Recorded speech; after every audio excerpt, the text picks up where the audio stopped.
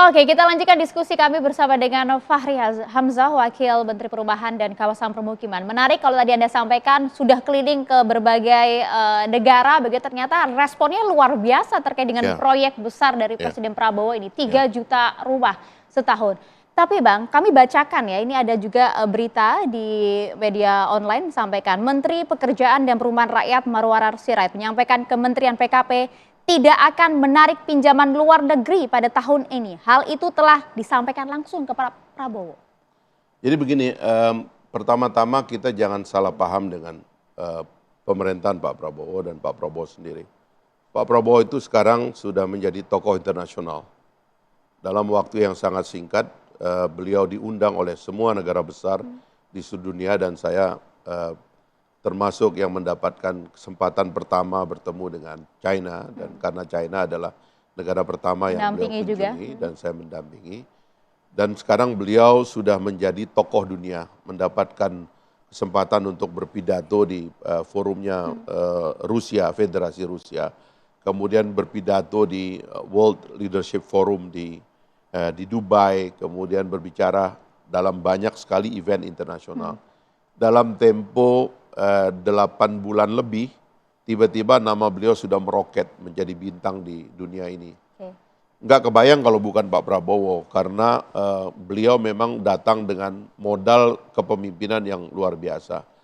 Jadi dia tidak mungkin membuat Indonesia ini menjadi eksklusif, membuat Indonesia keluar dari pergaulan global. Justru beliau dengan confident mengajak kita untuk berbicara di forum dunia.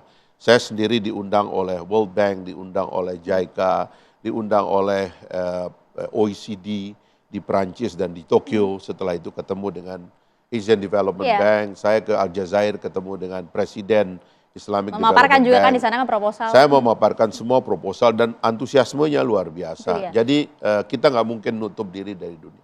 Dan kalau kita sebut lembaga multilateral development bank, sebenarnya itu adalah bank yang kita termasuk pendirinya dan kita memiliki. Bahkan waktu saya di Aljazair, saya bertemu dengan Presiden Islamic Development Bank, karena kita ini adalah pemegang saham nomor 3 sekarang ini, nomor 1 Saudi, nomor 2 Libya, nomor 3 kita. Tapi karena Libya ada masalah politik dalam negeri, kita ditawarkan untuk menjadi pemegang saham nomor 2 di sana. Jadi kalau mereka memberikan pinjaman yang murah memang itu adalah bank kita sendiri. Karena bunganya kita minim? Sangat minim karena rata-rata bisa lebih dari setengah dari uang atau bunga bank yang ada di dalam negeri. Jadi ini sebenarnya bukan bank komersial, tapi ini adalah multi development bank yang di dalamnya itu ada unsur transfer teknologi, asistensi dan sebagainya. Dan prosedurnya begini. Dan itu sudah menjadi komponen dalam belanja biaya kita, belanja APBN kita, dan juga komponen yang ditetapkan dalam RPJM kita setiap tahun gitu. Jadi nanti Bappenas itu di awal-awal tahun biasanya dia mengundang, ya, dan Bappenas yang menceritakan kepada kita, tentu pejabat-pejabat eselon di bawah bahwa silakan susun program karena kita termasuk negara yang menggunakan multi development bank secara rutin setiap tahun. Lalu staf kita di bawah menyusun, dipanggil lagi untuk sinkronisasi, pembicaraan teknis dan sebagainya. Ini dilaporkan terus termasuk kepada saya karena saya termasuk yang membuka lobby-lobby dengan mereka dari awal begitu ya. Dan setelah kemudian itu disusun, sebenarnya tinggal kita ajukan. Kita tidak punya hak negosiasi bunga, term and condition kita tidak ikut karena itu adalah haknya dari Kementerian Keuangan nantinya gitu. Jadi saya kira tidak ada lah istilah kita menolak dan sebagainya karena pada dasarnya ini adalah kita. Berbeda dengan kalau misalnya orang minjem IMF itu kan kalau negara itu punya gangguan di neracanya. Lalu kemudian pinjaman-pinjaman dari lembaga swasta atau antar negara yang kadang-kadang memang ada unsur politiknya, ada misalnya mereka bawa barang dari negaranya dan sebagainya. Kalau multi development bank, World Bank, Asian Development Bank, Islamic Development Bank itu tidak ada. Mereka murni memberikan pinjaman yang murah dan itu kita sendiri karena kita juga adalah anggota bahkan pemegang saham dari bank-bank itu. Oke, karena kami jujur kami sebagai rakyat gitu ya orang awam ini kami bingung melihat apa yang kemudian disajikan di media begitu ya, pimpinan lembaga Anda kemudian menyampaikan bahwa menolak hutang luar negeri, bagaimana kemudian kelanjutan dari proyek 3 juta rumah ini menjadi harapan bagi banyak pihak. Jadi sebenarnya apa yang akan diambil kebijakannya oleh lembaga Saya Anda? dikontak oleh semua pimpinan-pimpinan dari Multi Development Bank itu. Saya bilang itu hanya salah paham, saya bilang gitu. Saya kira ini kan domainnya bukan di kita aja, tapi ada di Kementerian Keuangan khususnya, karena kebijakan pinjaman luar negeri itu ada di Kementerian Keuangan dan pintunya ada di Bappenas. Kita hanya pengguna saja, saya kira. Oke, menarik. Dan langsung saja Bang ke poin penting yang dinanti juga. Jadi sampai di mana sebenarnya target proyek besar ya dari lembaga Anda? Uangnya ada, saya dipanggil oleh Kementerian Keuangan dan diceritakan ini uangnya ada, silakan dipakai. Sekarang tinggal kesiapan kita untuk menyusun kerangka teknis penyelenggaraannya. Dan Uang besar itu ada Bang? Oh iya, sudah ada, itu uang APBN-nya sudah ada. Oke. Jadi ada beberapa program Pak Prabowo itu yang uangnya sudah ready, makan bergizi uangnya ready, rumah ini termasuk yang ready, sekolah sudah ready juga semuanya. Jadi sekarang tinggal adalah pekerjaan teknis dari seluruh kementerian dan kelembagaan menyiapkan pipa supaya uang itu betul-betul menyalir sampai kepada rakyat secara baik. Itulah tugas kita dan kita sedang kerjakan itu sekarang. Oke, menarik juga karena banyak juga yang kemudian ingin mengetahui betul-betul efeknya kepada setiap warga negara, termasuk bagaimana kemudian kerjasama lembaga Anda, kementerian yang Anda pimpin bersama dengan sejumlah bank-bank nasional maupun juga bank-bank daerah terkait dengan kredit memang perumahan ini. Kalau bicara efeknya itu program perumahan ini termasuk yang efeknya paling masif kepada rakyat. Tidak saja karena ada biaya-biaya yang langsung nanti kenanya kepada rakyat. Misalnya dari 20 juta itu 2,5 juta langsung masuk ke rekening dari penerima bantuan. Dan itu akan menyebabkan mereka ada kegiatan di situ, rekrutmen tenaga kerja, melibatkan keluarga dan sebagainya dalam proses renovasi perumahannya itu. Ada 17,5 yang akan menjadi belanja bahan bangunan yang dulu ditransfer langsung kepada toko bangunan. Sekarang kita berusaha mengajak Koperasi Merah Putih dan UKM, karena jangan lupa Bapak Presiden kita membentuk ada banyak sekali kementerian untuk mengaktifkan ekonomi pedesaan. Kementerian Desa sendiri, Kementerian Koperasi sekarang dipisah, Kementerian UKM, Kementerian Ekonomi Kreatif, selain Kementerian Sosial dan sebagainya. Ini semua adalah champion-champion di daerah yang akan menggerakkan perekonomian rakyat sehingga rakyat kita itu tumbuhnya itu terpantau. Kan ada istilah desil itu, kategorisasi dari rakyat. Desil paling bawah itu orang yang pendapatannya per bulan itu sekitar 400 sampai 600 ribu per bulan ya. Itu artinya kan kira-kira sehari cuman berapa itu.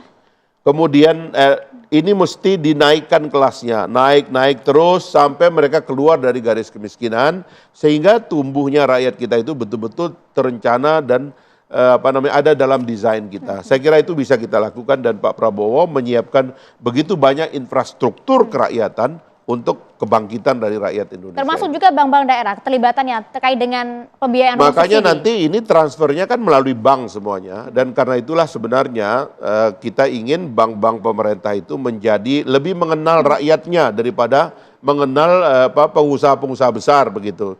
Jadi mereka harus turun kembali menjadi bank rakyat. Ya.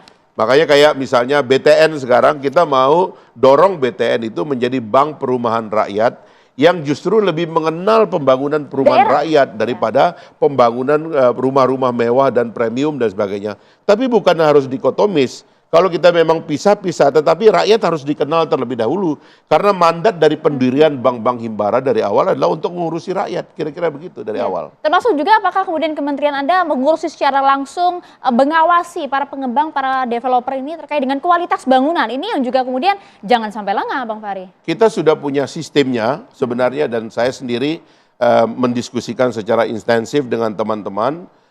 Di masa depan kita harus memakai digital teknologi dan artificial intelligence untuk memantau progres daripada pembangunan rumah. Saya sering mengatakan ke teman-teman, kalau manusia kita ini punya KTP, kenapa rumah tidak punya KTP? Kenapa rumah tidak boleh dicek kesehatannya? Kenapa rumah tidak boleh diidentifikasi secara intensif? Karena itu cara kita melacak apakah rakyat kita hidup di tempat yang sehat atau tidak. Tapi ini bukan jumlah yang sedikit loh Bang. Oh iya, makanya kita perlu artificial intelligence. Kan sekarang ini kan kalau kita lihat negara yang sukses membangun social housing itu kan bukan kita negara terbesar. China penduduknya bisa 5 kali penduduk Indonesia dan mereka social housingnya sukses. Ada negara seperti India yang mungkin tidak sesukses kita karena per kapita income-nya juga di bawah kita. Tapi penduduk Indonesia bukan penduduk terbesar, kita penduduk negara keempat terbesar di dunia. Karena itu ada challenge-nya memang karena jumlahnya juga besar, kita harus menggunakan teknologi. Makanya waktu kita mendiskusikan dengan Multi Development Bank, kita memerlukan mereka diantaranya karena mereka bisa support ya dukungan kepada teknologi, best practice di seluruh dunia tempat bank-bank ini ada, diberikan kepada kita supaya kita bisa mentransformasi cara kita untuk memantau perkembangan perumahan masyarakat Indonesia. Oke, artinya sebenarnya Anda bersama dengan Pak Menteri dan juga lembaga Anda betul-betul fokus tidak hanya kemudian merancang bagaimana keuangan subsidinya saja, tapi juga kualitas dari bangunan itu. Sekali lagi Bang, jadi kualitas bangunan rumah subsidi rincian pastinya bisa jadi pegangan sebagai warga negara. Jadi waktu rumah itu diperiksa layak atau tidak kan dia dimasuki dulu, ditanya beberapa komponen di dalamnya. Pertama, bagaimana dengan ukurannya? Kalau ukurannya kurang dari 7,2 di Indonesia ya, 7,2 per meter persegi itu langsung ditandakan bahwa ini rumah tidak layak. Dan nggak usah diteruskan ke yang lain karena yang lainnya itu juga akan dianggap tidak layak kalau satu saja dari 5 faktor paling tidak itu tidak layak. Faktor kedua. Yang kedua itu air. Kalau airnya tidak bersih itu tidak layak. Ketiga sanitasinya. Kalau sanitasinya tidak baik itu tidak layak. Keempat yang disebut dengan aladin. Alas lantai dan dinding. Atap, lantai dan dinding. Itu kalau tidak bagus disebutnya tidak layak. Banyak yang asal-asalan tuh Bang, para pengembang tuh Bang. Oh itu dia, makanya di masa yang akan datang saya lagi berdiskusi dengan beberapa teman ini nanti setiap rumah itu harus melaporkan 7 foto rutin misalnya. Kita sudah mulai juga di beberapa tempat sebenarnya untuk mengetahui sebenarnya kualitas perumahan itu di mana dan mana yang memerlukan renovasi dan dukungan subsidi, renovasi dan sebagainya. Kira-kira Yang kelima terakhir tadi Bang, kurang satu Bang. Kalau tidak salah pencahayaan. Gitu. Pencahayaan juga merupakan bagian dari kelayakan dari rumah itu. Jika kemudian itu ada dari 5 hal ini ada yang ditemukan tidak sesuai, siap pula ya lembaga ini kemudian menyentil para pengembang nakal itu. Ya kalau gini pengembang tuh gini, pada dasarnya itu ada transaksi keperdataan. Ya, kita harus mengeduket rakyat kita bahwa kalau mereka mau beli rumah, rumahnya juga harus layak dan mereka harus ada keberanian untuk melaporkan kalau dia tidak layak, ya ditolak saja. Karena itu transaksi kan gitu. Jangan setelah bertransaksi baru kemudian terjadi keluhan, sebab pada dasarnya prinsip-prinsip keperdataan berlaku. Karena di situ ada transaksi. Saya mau beli rumah, maka saya harus memastikan bahwa rumah itu rumah baik. Artinya warga negara juga harus pintar melihat hal ini ya. Pintar, Kita lanjutkan kembali diskusi kami, tetap bersama kami di One on One.